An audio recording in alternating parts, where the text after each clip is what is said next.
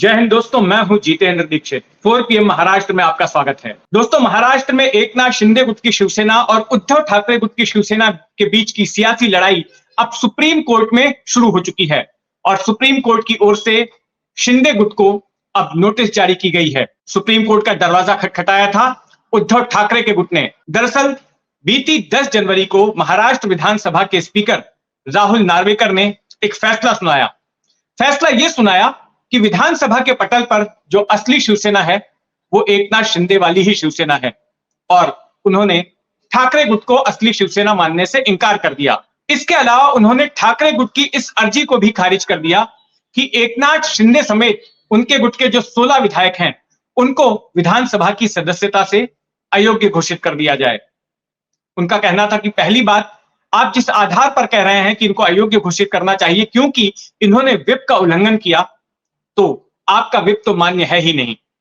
दूसरी बात, अगर आपके व्हिप को मान्यता हम दे भी देते हैं तो जो प्रक्रिया अपनाई गई है व्हिप जारी करने की, वो प्रक्रिया सही नहीं है। और आप कह रहे हैं कि इन्होंने व्हिप की ओर से बैठक में आने के लिए कहा था और जिस बैठक में शिंदे गुट के विधायक नहीं आए, इसके लिए इनको अयोग्य घोषित कर दिया जाए, तो ये इतना बड़ा कारण नहीं हो सकता है। हो सकता है कि ये विधायक अपनी नाराजगी जताने के लिए, असहमति जताने के लिए उस बैठक में नहीं आए हों और असहमति जताना विधायकों का अधिकार है। अभिव्यक्ति की स्वतंत्रता के तहत वे सुरक्षित हैं, तो ऐसे में उनको अयोग्य घोषित नहीं किया जा सकता। तो इन दोनों फैसलों के खिलाफ उद्धव ठाकरे के गुट ने सुप्रीम कोर्ट का दरवाजा खटखटाया और यह मामला आया चीफ जस्टिस की बेंच के सामने। 3 सदस्यीय चीफ जस्टिस की जो बेंच है DY चंद्रचूड़ की अगुवाई में, उसके सामने इसकी सुनवाई हुई और सुनवाई के दौरान एक जज ने यह पूछा कि आप लोग पहले हाईकोर्ट क्यों नहीं गए, आप सीधे सुप्रीम कोर्ट में क्यों आ गए।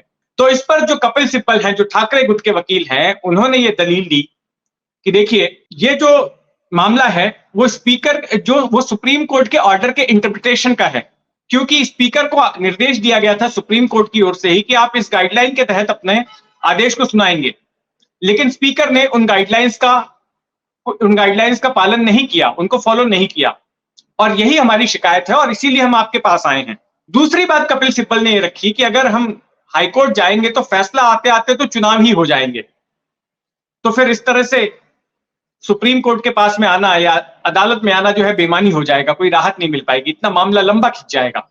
तो इन दलीलों को मानते हुए फिर सुप्रीम कोर्ट ने इनकी पिटीशन तो अर्जित कर ली ही, लेकिन इसके साथ साथ शिंदे गुट के विधायकों को नोटिस जारी कर दिया कि आपको 2 हफ्ते के भीतर जवाब देना है। अच्छा, उद्धव ठाकरे गुट की ओर से जब ये याचिका सुप्रीम कोर्ट के सामने रखी गई तो 2 तरह की मांग भी की गई। एक मांग ये की गई कि जो शिंदे गुट के जो व्हिप हैं, उन व्हिप को अगर कोई आदेश जारी करना है तो वो ठाकरे गुट के विधायकों पर लागू ना हो, उनको रोका जाए कि कोई भी निर्देश जो है वो ठाकरे गुट के लिए नहीं देंगे, क्योंकि अगर भरत गोगावले जो व्हिप हैं शिंदे गुट के, वो कहीं वापस से व्हिप जारी करते हैं, कोई निर्देश जारी करते हैं और ठाकरे गुट के लोग नहीं मानते हैं, तो फिर शिंदे गुट के की ओर से यह शिकायत की जा सकती है कि इन्होंने व्हिप का उल्लंघन किया है और ऐसे में इनके खिलाफ कार्रवाई होनी चाहिए। तो एक तो इस बात की राहत मांगी गई है। दूसरा यह भी कहा गया है ठाकरे गुट की ओर से कि जो शिंदे गुट के विधायक हैं उनको विधानसभा में जब भी सत्र होगा तो जाने से रोका जाए और उनको सस्पेंड रखा जाए फैसला होने तक। तो इस बात की भी राहत मांगी गई है, हालांकि ये राहत अभी फौरी तौर पर मिली नहीं है। पूरा मामला क्या है आपको फिर एक बार संक्षेप में समझा देता हूं। इसके पहले के वीडियोस में भी मैं आपको ये बात बता चुका हूं, लेकिन यहां पर मुझे लगता है कि एक बार जो लोग नए दर्शक हमारे साथ में जुड़े हैं उनके समझने के लिए पूरा मामला मैं आपको संक्षेप में फिर एक बार बता देता हूं। दरअसल जून 2022 में शिवसेना में बगावत हुई। बगावत में शुरुआती तौर पर एकनाथ शिंदे 16 विधायकों समेत महाराष्ट्र से चले गए गुजरात। इस बीच में जब बगावत की खबर आई तो तुरंत उद्धव ठाकरे की ओर से एक बैठक आयोजित की गई और उस बैठक के लिए व्हिप जारी किया गया। अब कानूनन जो है व्हिप का पालन करना सभी विधायकों के लिए जरूरी है। अगर किसी पार्टी की ओर से कोई व्हिप नियुक्त किया जाता है तो वो जो निर्देश देगा, जो व्हिप जारी करेगा, उसका सभी को पालन करना होता है, नहीं तो ये पार्टी विरोधी गतिविधि मानी जाती है और इसके तहत कार्रवाई भी हो सकती है, अयोग्यता की कार्रवाई हो सकती है विधायक के खिलाफ जो उसको नहीं मानता है। तो हुआ यह कि एकनाथ शिंदे के समेत जो 16 विधायक थे वो नहीं हाजिर हुए। इसके बाद ये संख्या शिंदे के पास 40 तक पहुंच गई थी, लेकिन कई विधायक ऐसे थे जो कि इस बैठक में आए लेकिन बाद में शिंदे के पास चले गए। तो जो शुरुआती 16 लोग थे जो बैठक में नहीं आए, उनके खिलाफ ठाकरे गुट की ओर से स्पीकर के पास में शिकायत की गई कि इनके खिलाफ दल बदल कानून के तहत कार्रवाई होनी चाहिए, इनको अयोग्य घोषित करना चाहिए, इनकी विधानसभा की सदस्यता छीन लेनी चाहिए।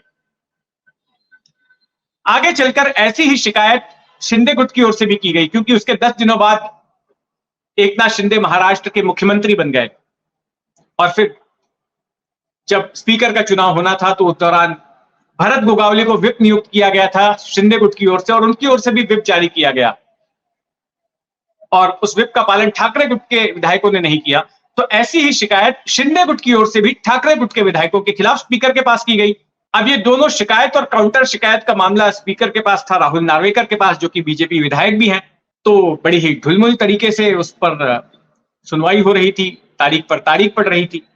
फिर हुआ ये कि मई 2023 में सुप्रीम कोर्ट ने जब इस पूरे प्रकरण पर अपना फैसला सुनाया तो उन्होंने स्पीकर को भी निर्देश दिया कि आप जो है एक रीजनेबल टाइम के भीतर इस पूरे मामले में फैसला सुना दीजिए। अब सुप्रीम कोर्ट ने रीजनेबल टाइम तो बोल दिया, लेकिन वो रीजनेबल टाइम क्या होगा, कौन सी तारीख तक फैसला सुनाना है, यह स्पष्ट नहीं किया था। अब इस वजह से हो यह रहा था कि स्पीकर महोदय अपना समय ले रहे थे, फिर से तारीख पर तारीख पड़ रही थी, धीमी रफ्तार से मामला आगे बढ़ रहा था। तो ऐसे में फिर उद्धव ठाकरे गुट ने वापस सुप्रीम कोर्ट का दरवाजा खटखटाया। सुप्रीम कोर्ट ने कड़ा रुख अपनाया और कहा कि आपको 31 दिसंबर तक फैसला सुनाना होगा, स्पीकर को कहा। उसके बाद बड़ी ही रफ्तार आ गई स्पीकर के कामकाज में, रोज सुनवाई होने लगी। यहां तक कि जब विधानसभा का शीतकालीन सत्र चल रहा था उस दौरान भी सुनवाई हुई। लेकिन इस सुनवाई के दौरान जब एग्जामिनेशन, क्रॉस एग्जामिनेशन, तर्क वितर्क सब चल रहे थे तो उनके कागजात भी तैयार हो रहे थे। अब इसकी वजह से करीब 2.25 लाख के आसपास कागजात तैयार हो गए। अब स्पीकर को फैसला जो सुनाना था, इन सभी कागजातों को पढ़कर सुनाना था। तो स्पीकर महोदय ने गए सुप्रीम कोर्ट से कहा कि थोड़ा सा वक्त दे दीजिए क्योंकि कागज बहुत हो गया है। तो फिर सुप्रीम कोर्ट ने कहा ठीक है, 10 जनवरी तक का टाइम दे देते हैं आपको, 10 जनवरी तक फैसला सुनाइए। तो 10 जनवरी को फैसला सुना दिया स्पीकर ने। अब ये फैसला जो सुनाया गया है ये दोनों ही पक्षों को जो है स्वीकार्य नहीं है। जहां एक तरफ ठाकरे गुट ने सुप्रीम कोर्ट का दरवाजा खटखटाया तो वहीं दूसरी तरफ शिंदे गुट ने बॉम्बे हाई कोर्ट का दरवाजा खटखटा दिया, क्योंकि शिंदे गुट की ओर से भी जो डिस्क्वालिफिकेशन पिटीशन फाइल की गई थी तो उसको भी स्पीकर ने खारिज कर दिया है, बोल के कि आपने भी व्हिप जारी करने की सही प्रक्रिया का पालन नहीं किया। तो ये लोग भी नाखुश हैं, इन्होंने बॉम्बे हाई कोर्ट का दरवाजा खटखटाया। बॉम्बे हाई कोर्ट की ओर से भी नोटिस जारी किया गया है। तो अब देखते हैं, बड़ा ही दिलचस्प होने वाला है ये पूरी कानूनी लड़ाई पर। हमारी नजर बनी रहेगी, आप भी अपनी नजर बनाए रखें 4 PM महाराष्ट्र पर। और अगर आपने अब तक इस चैनल को सब्सक्राइब नहीं किया है तो सब्सक्राइब कर लें। ये कहानी आपको कैसी लगी कमेंट बॉक्स में जरूर लिखिएगा। जय हिंद।